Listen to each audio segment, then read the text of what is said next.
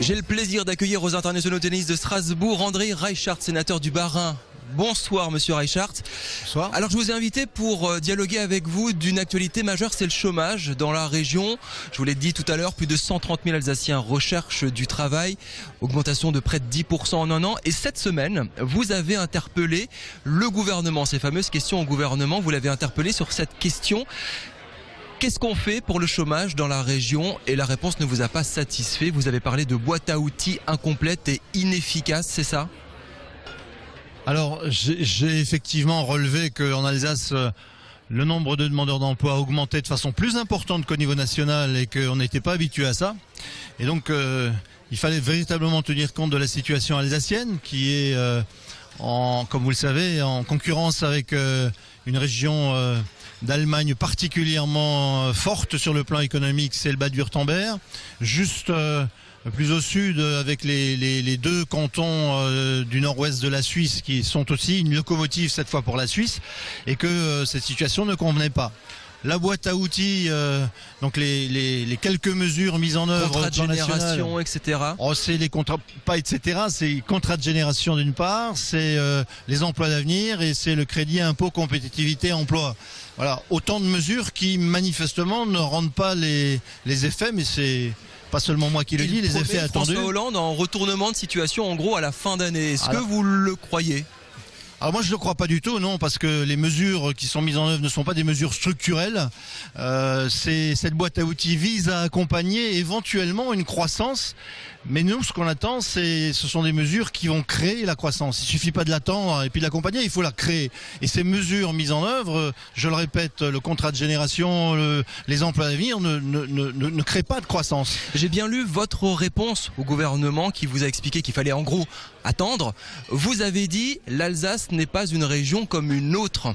Au contraire, moi j'ai l'impression que l'Alsace est devenue une région comme une autre. 9,2 de taux de chômage, 10 points en national. On n'a plus ces années néfastes qu'on a connues il y a 15 ans. On ne sait pas profiter de l'Allemagne, on ne sait pas profiter de la Suisse. On a des problèmes comme en Bretagne par exemple, comme partout en France. On n'a plus rien vraiment qui nous sort de l'ordinaire en Alsace. Oui, non mais... Je suis à la fois d'accord et en désaccord. Nous ne sommes pas une région comme une autre en ce sens que l'on a un tissu industriel naturellement proportionnellement parlant plus développé. Plus en France, 20% de l'économie alsacienne. Oui. On a un artisanat beaucoup plus développé chez nous qu'ailleurs. On a des entreprises partout, dans les fonds de vallée, à la ville, à la campagne, partout, ce qui n'est pas le cas de bien d'autres régions françaises. Et je le disais tout à l'heure, nous sommes en compétition avec deux monstres sur le plan économique que sont le Bade-Wurtemberg et les cantons du nord-ouest de la Suisse. Donc on peut pas continuer comme cela. Il faut que naturellement, dans cette compétition économique, cette région Alsace, qui n'est pas une région comme une autre, soit dotée de moyens particuliers. C'est la raison. Plus de pouvoir à la région, par exemple. Vous êtes vice-président de la région. Alors absolument, nous souhaiterions plus de pouvoir à la région. D'ailleurs, sans attendre cet acte 3 de la décentralisation que nous propose Monsieur Hollande et qui tarde à venir, nous avons lancé, le président Reichert a décidé là tout récemment de lancer un plan de revitalisation de l'emploi dans le cadre de nos moyens. Malheureusement, c'est pas nous qui avons la compétence en matière d'emploi, mais on va essayer de faire en sorte, puisque ça ne marche pas, de faire quelque chose de mieux à cet égard. On va le faire. Mais je répète, nous ne sommes pas une région comme une autre, mais là où vous avez raison, c'est que manifestement on tend à le devenir, puisque notre taux de chômage maintenant augmente plus que le plan national, et ça c'est proprement intolérable. Dernière question, André Reichart, on passe à toute autre chose. Vous êtes patron de l'UMP, l'année prochaine ce sont les municipales. Est-ce qu'il va y avoir des primaires à Strasbourg pour départager? Les militants ont pris position cette semaine, réclament une action. Votre point de vue? Alors, le bureau national de l'UMP a pris une position qui est plutôt favorable à des primaires, mais des primaires ouvertes, des primaires de l'alternance, on va le dire comme ça, pour ne pas dire de la reconquête, de l'alternance, ouverte donc non seulement à l'UMP, mais à tous celles et ceux qui se reconnaissent dans les valeurs de la droite et du centre. Voilà.